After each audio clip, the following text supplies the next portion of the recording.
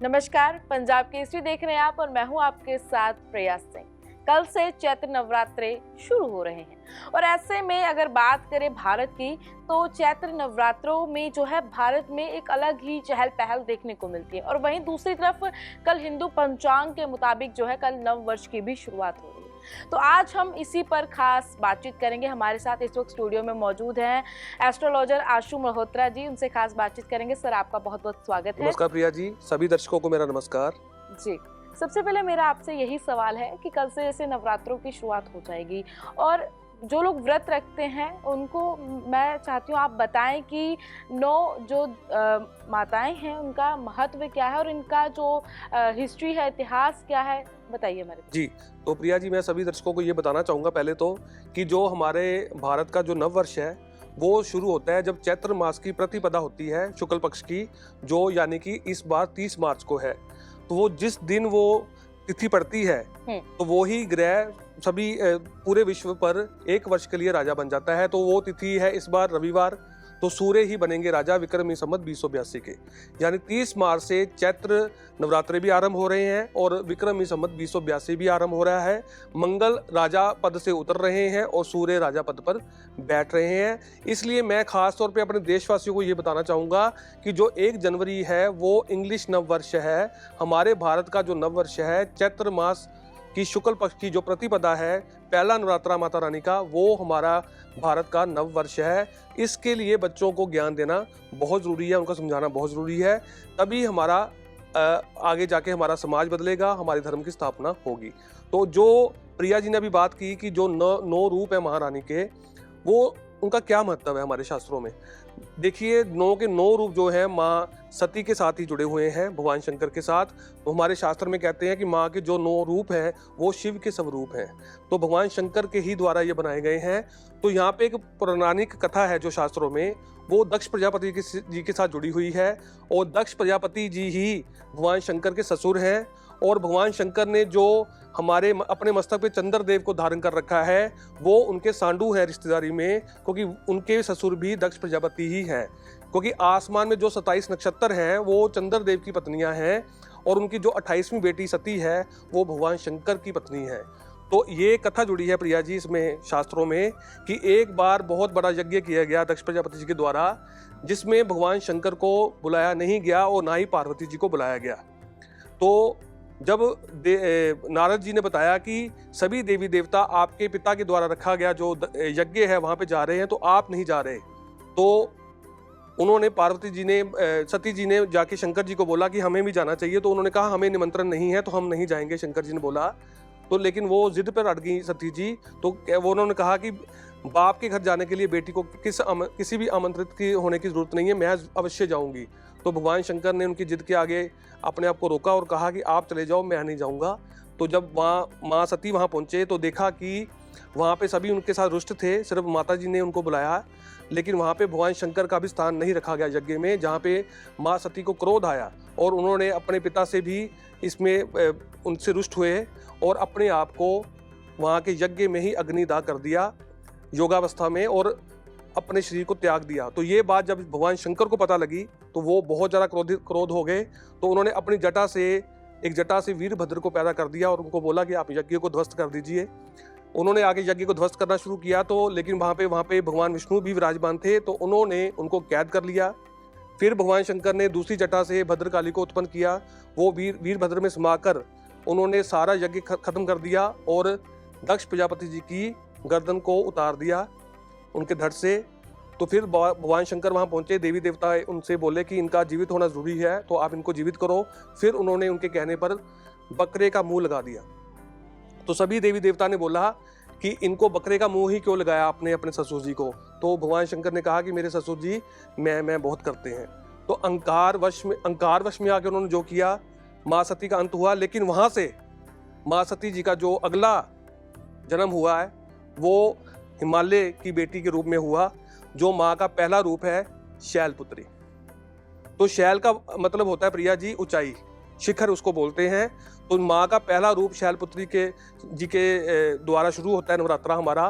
तो पहले दिन उनका पूजन होता है। जो लोग उनका पूजन करते हैं, जो लोग उनको हलवा देते हैं मीठा बना के आटे का, भोग लगाते हैं, फल चढ़ाते हैं, तो उनका हर कार्य पूरा होता है। वो जिंदगी में शिखर को ऊंचाई पे पहुंचते हैं और माँ का उनको आशीर्वाद मिलता है।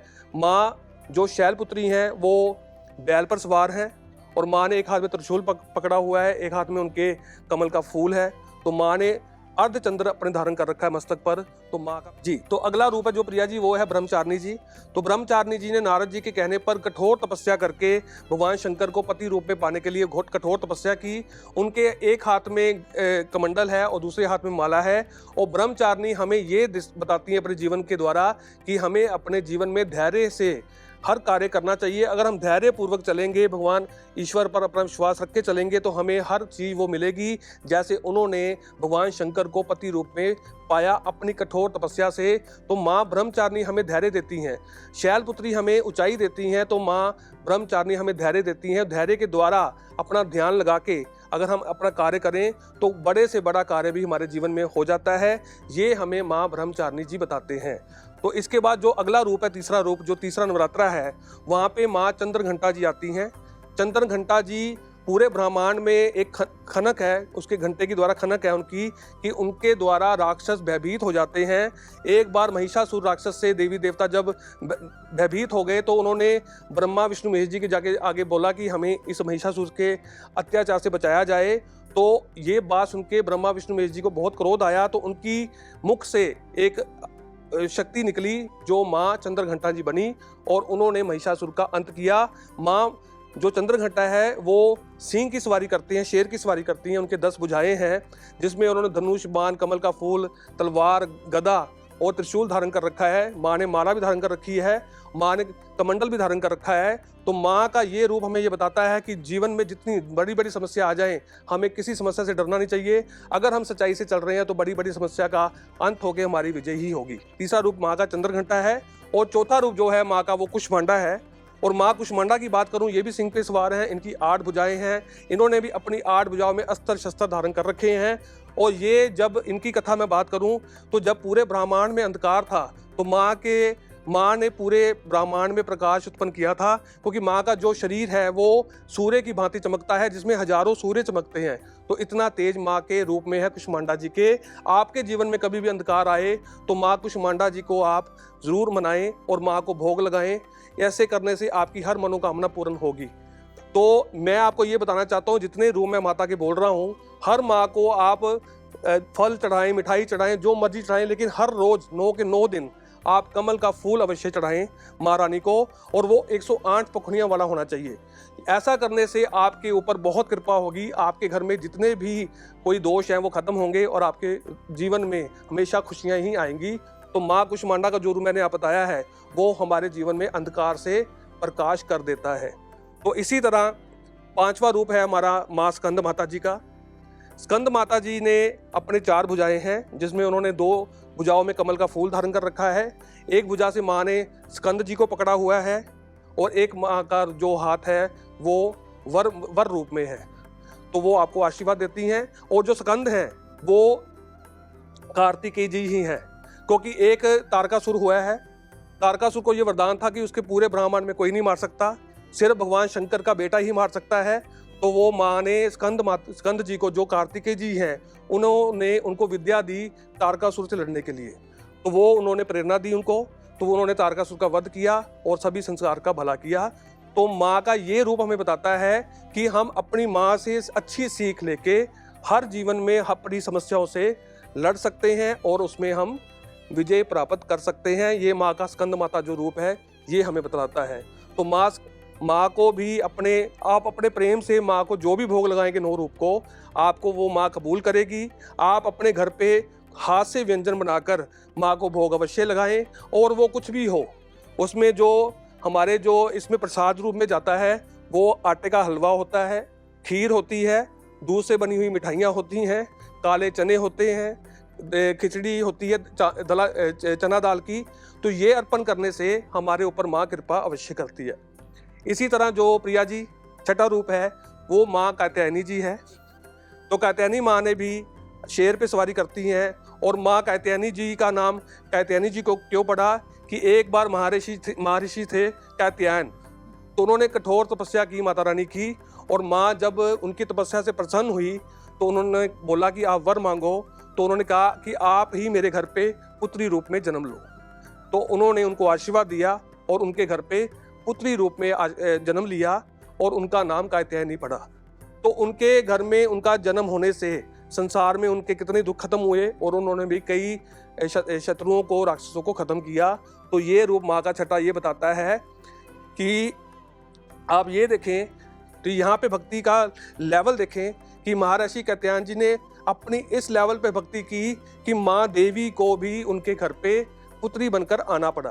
तो यहाँ पे ये सीख मिलती है कि आप कभी भी अपने जीवन में रुष्ट ना हो, उदास ना हो कि आपका कार्य नहीं बना तो आप उदास हो गए। आजकल मैंने देखा कि पेशेंस बहुत कम है लोगों में, काम नहीं बनता तो नाराज हो जाते हैं। लेकिन अगर विश्वास रखते हैं, दृढ़ विश्वास रखते हैं, सतयुग में बात करूं तो हजारों साल लगते थे अपनी बात को मनाने के लिए। लेकिन आज कलयुग में वरदान है कि अगर आप रोज 15 मिनट दुनियादारी से कट के अगर भक्ति कर लें तो आपकी मनोकामना पूर्ण होगी। लेकिन अफसोस ये है कि हमारे जीवन में वो 15 मिनट कभी नहीं आते। जब भी हम भक्ति में अपना मन लगाते हैं तो हमें सारे ही काम याद आ जाते हैं कि आज ऑफिस जाना है, हमने ट्रेन पकड़नी है, हमने वो करना है। तो ये चीज़ों से थोड़ा सा कटेंगे तो आप देखेंगे कि भगवान को भी आप अपने घर में अपना सदस्य बनाकर ला सकते हैं। तो ये छठा रूप जो माँ कात्यायनी जी का है ये हमें सिखाता है। तो इसी तरह सातवां रूप है कालरात्रि जी का। माँ कालरात्रि जी को कालरात्रि क्यों कहा जाता है? क्योंकि वो काल की भी रात्रि है, इसलिए वो उससे काल भी डरता है कि ऐसी वो रात्रि है जिससे काल भी भयभीत हो जाए, जो अंधकार का देवता हो। तो ये कालरात्रि जी हैं। इनके 4 भुजाएं हैं, इन्होंने खड़ग, तलवार, खड़ग और इसमें उन्होंने खप्पर धारण कर रखा है। और माँ का जो वाहन है वो गदर्भ है। और माँ की अगर मैं बात करूं तो भगवान शिव को एक शक्ति अंदरों अंदर महसूस होने लगती है। तो जब वो अपना तीसरा नेत्र खोलते हैं तो उसमें से कालरात्रि उत्पन्न होते हैं। तो माँ कालरात्रि ने रक्त बीज को अंत किया, जो उनको वरदान था, और निशुंभ का भी अंत किया राक्षसों का। रक्त बीज का वरदान ये था प्रिया जी कि वो जहाँ जहाँ उसका रक्त गिरता जाएगा वहाँ से नया रक्त बीज पैदा होता जाएगा। तो माँ ने सारा उसका खून पी लिया। तो ऐसे ऐसे राक्षसों का वध किया माँ कालरात्रि ने। और माँ कालरात्रि आपको अंधकार से भयभीत ना होने की प्रेरणा देती है। जितना मर्जी अंधकार हो आपके जीवन में, अगर आपको माँ कालरात्रि का साथ मिल जाए, भगवान शंकर का साथ मिल जाए, तो आप बड़े से बड़े अंधकार से भी निकल के विजय प्राप्त करते हो। तो ये रूप हमें ये सिखाता है, ये शक्ति, जो शक्ति है वो भगवान शिव के साथ ही जुड़ी हुई है। तो ये माँ का 7वां रूप है। इसके बाद आता है रूप माँ का 8वां, महागौरी कहते हैं उन्हें। तो महागौरी के बारे में ये बताना चाहता हूँ कि महागौरी ने बहुत हजारों साल तक तपस्या की भगवान शंकर को पति रूप में प्राप्त करने के लिए। उन्होंने सिर्फ पत्ते आदि ही खाने शुरू किए, कंदमूल खा के उन्होंने अपना जीवन जीवित रहे। वो हवा का सेवन किया उन्होंने अपने आप को जीवित रखने के लिए। जब हजारों साल बाद भगवान शंकर प्रसन्न हुए, उन्हें पत्नी रूप में स्वीकार किया, तो तब भगवान शंकर ने देखा कि उनका जो शरीर है वो काला पड़ चुका था। तब भगवान शंकर ने उनको गंगा जल से नहलाया तो उनका शरीर एकदम गोरा हो गया, जिससे उनका नाम महागौरी पड़ा। तो माँ भी बैल पे सवार है। माँ भी हमें बहुत कोमलता देती है जीवन में। और उन्होंने ये हमें सीख देते हैं कि अगर आप अपने शरीर को कष्ट देते हो बड़ा अपने इष्ट के लिए, तो वो खुद आके आपके शरीर को निर्मल करते हैं, आपके जीवन में वो खुशियाँ भर देते हैं। तो माँ का जो 8वां रूप है महागौरी, वो हमें ये सीख देते हैं। तो माँ ने भी अपने भुजाओं में एक त्रिशूल धारण कर रखा है। तो ये याद रखें कि अगर जो सारे रूप मैंने अभी बताए हैं, सभी ने अस्त्र शस्त्र तो धारण कर रखे हैं, लेकिन कमल का फूल भी धारण कर रखा है, अपने हाथ में माला भी धारण कर रखी है और कमंडल भी धारण कर रखा है। यानी उन्होंने भक्ति के साथ ये बताया हमें कि आपको शास्त्र और शस्त्र दोनों का ही ज्ञान होना चाहिए, तभी आप अपने जीवन में विजयी होते हैं। जहाँ पे शस्त्र की जरूरत है वहाँ पे शस्त्र भी होना चाहिए, जहाँ पे शास्त्रों की जरूरत है वहाँ पे शास्त्र भी होने चाहिए। और माँ का जो अंतिम रूप है, 9वां रूप है, वो माँ सिद्धिदात्री है। माँ सिद्धिदात्री 8 सिद्धियों की बहुत मालिक है, जिससे भगवान शंकर ने भी उनकी तपस्या करके उनसे 8 सिद्धियाँ ली हैं। तो माँ सिद्धिदात्री आपको हर तरह की सिद्धि देने के लिए हमेशा तैयार रहते हैं। तो आप अगर इनकी पूजा अर्चना करते हैं तो ये माँ आपको बहुत प्रसन्न होकर हर खुशी आपको देती है। और माँ कमल के फूल पे विराजमान है। माँ आपको हर तरह की सिद्धियां दे सकती हैं। माँ सिद्धिदात्री की वजह से ही भगवान शंकर का अर्धनारीश्वर रूप बना है, जिसमें वो आधे शंकर हैं आधे पार्वती हैं। तो वो माँ सिद्धिदात्री की कृपा से ही है। तो ये 9 जो रूप है हमारे शास्त्रों में, और हमारे शास्त्रों में ज्योतिष में भी 9 ग्रह ही हैं। तो ये हमारे जीवन में हर तरह की मुसीबत ख़त्म करते हैं, हमें खुशियां देते हैं। अगर ये 9 रूप को हम अपने घर पे एक त्यौहार की तरह मनाते हैं, कि आप ये मान लीजिए कि आपके घर पे माँ आ गई है, तो आप उस माहौल को अपने घर पे बना लेते हैं कि माँ आई है। हम खुशियों से, जब भी कोई मेहमान आता है तो हम खुश होते हैं। तो समझ लीजिए कि माँ, ब्रह्मांड की माँ आपके घर में आई हैं, जो पार्वती का ही रूप है। तो आपके घर में वो 9 दिन रह के आपके सारे दोष साथ ले जाएंगी और आपके घर में खुशियाँ ही देके जाएंगी। तो ये 9 रूपों का महत्व है प्रिया जी हमारे शास्त्रों में। जी, नवरात्रों में कौन से ऐसे कार्य हैं जो नहीं करने चाहिए? जी, इसमें लड़ाई झगड़ा नहीं करना चाहिए, किसी की चुगली नहीं करनी चाहिए, किसी से गाली गलौच नहीं करना चाहिए, किसी से घृणा नहीं करनी चाहिए, शराब मांसाहारी नहीं होना चाहिए, सात्विक जीवन जीना चाहिए, बिस्तर पे बैठ के खाना नहीं खाना चाहिए। अगर आप चेयर पे खा सकते हैं या ज़मीन पे खा सकते हैं तो ये करना चाहिए। और सुबह शाम आरती होनी चाहिए घर पे, माँ को भोग लगा के ही आप अपना खाना खाएं। तो ये करना मुझे लगता है कि हमें बहुत एक सीख देता है और हमारे जीवन को नियम में बांध देता है। नवरात्रों में तामसिक और सात्विक भोजन का बड़ा महत्व है, तो एक बार बताइए दर्शकों को कि नवरात्रों में तामसिक भोजन क्यों नहीं करना चाहिए और सात्विक ही क्यों करना चाहिए? तो इसका बहुत अच्छा महत्व है प्रिया जी, कि मुझे लगता है तामसिक भोजन करने से हमारा काम जागृत होता है, हमारी बुद्धि भ्रमित होती है, तो इससे हमें हमारा जीवन बिगड़ जाता है।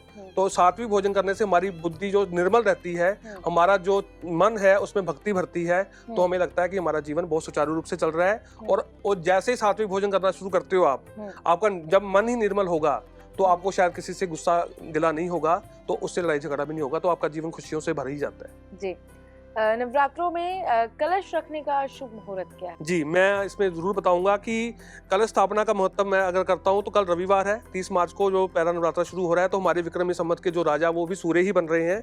तो मैं सूर्य की स्थिति को देखते हुए यहाँ पे योग बता रहा हूँ कलश स्थापना का, कि सुबह 6:45 से लेके 5:45 से लेके 7:15 तक जो टाइम है वो कलश स्थापना कर सकते हैं 1.5 घंटे में। और उसके बाद आप 8:45 से लेके यानी 8:45 से लेके 12:50 तक वो आप कलश स्थापना कर सकते हैं। और इसमें आपको मैं बीच में ये बता देता हूँ कि 12 बजे से लेके 12:50 तक का जो समय है 50 मिनट, वो अभिजीत मुहूर्त है। अभिजीत मुहूर्त में जो भी कार्य किया जाए उसको कोई जीत नहीं सकता, तो उसमें करना भी बहुत अच्छा होगा। और जो मैंने सुबह का बताया आपको 5:45 से लेकर 7:15 तक का, उस समय मीन लगन बना होगा और मीन लगन में 6 ग्रह विराजमान होंगे, जिसमें सूर्य भी होंगे। तो सूर्य ही संवत के राजा हैं। और उसके बाद जो 8:45 से लेके शुरू होगा टाइम, वो 1.5 घंटे का 2 घंटे का, वो वृषभ लगन का बनेगा, जिसमें गुरु लगन में होंगे और 6 ग्रह 11वें घर में होंगे। तो एक शुभ योग है। और उसके बाद जो 12 बजे से लेके 12:50 तक का टाइम है वो तो वैसे ही अभिजीत मुहूर्त है, तो उसमें रखना हमारा शुभ होगा। तो यहाँ से हम शुरुआत कर सकते हैं कलश स्थापना की। नवरात्रों का साइंटिफिक रीजन क्या है? जी, तो ये प्रिया जी आपने जाते जाते अच्छा सवाल पूछा। साइंटिफिक रीज़न ये है कि मैंने 9 रूपों को माँ के 9 ग्रहों से मैंने अभी बात की थी। तो मैंने ये देखा है कि जब ये साल में 2 बार नवरात्रे आते हैं हमारे चैत्र और शारदीय, तो हमारे नवग्रह ठीक हो जाते हैं, इनके दोष खत्म होते हैं। क्योंकि माँ के जो प्रसाद है, जो माँ का प्रसाद हम बांटते हैं, उसमें नवग्रहों का वास है। तो इसमें मैं आपको थोड़ा साइंटिफिक बता देता हूँ। जो काले चने हैं वो शनि देव के हैं, शनि प्रसन्न होते हैं वहाँ से। जो मीठा हलवा है वो आटा और मीठा है, तो वो सूर्य और मंगल है, इससे आपके सूर्य मंगल के दोष खत्म होते हैं। जो आप कलश में अक्ष डालते हैं, जल डालते हैं, तो वो सीधा सीधा चंद्रमा से जुड़ा हुआ है, चंद्र के दोष खत्म होते हैं। जो आप नारियल रखते हैं वो राहु है। जो उस पर लाल कपड़ा बांधते हैं वो मंगल है और शुक्र है, इससे आपके ये ग्रह ठीक होते हैं। और जिस दिन आप कंजक पूजन करते हैं, जैसे ही आपके घर पे छोटी लड़कियां आती हैं तो वो बुध की कारक है, आपका बुध ठीक होता है। और जैसे ही आपके घर में वो कदम रखती हैं नंगे पांव आके, तो वो शुक्र की कारक बन जाती हैं, यहाँ माँ लक्ष्मी बन जाती हैं। वही कन्याएं बुध बन के आई, वो फिर वो शुक्र की कन्या बन गई, वो माँ लक्ष्मी बन गई। और जैसे ही आपने उनके जल से पैर धोए तो आपका केतु ठीक हो गया, तो आपको उसका आशीर्वाद मिला। आपने उनका पूजन किया तो आपके घर में कीर्तन शुरू हुआ, तो वो वहाँ पे बृहस्पति आ गए, धर्म की स्थापना हुई। तो ये मतलब हुआ प्रिया जी 9 ग्रहों का जो आप अपने नवरात्रों में ठीक कर सकते हो। तो यहाँ पे 9 ग्रहों का दोष भी खत्म होता है। ठीक, बहुत बहुत शुक्रिया आशु मल्होत्रा जी हमारे दर्शकों को ये सारी जानकारी देने के लिए। तो माँ के 9 रूपों के बारे में जो है आज हमने खास बातचीत की, जिसके बारे में सारी जो है जानकारी दी गई। तो अभी के लिए बस इतना ही, मुझे दीजिए आप इजाजत और जुड़े रहें आप पंजाब केसरी के साथ।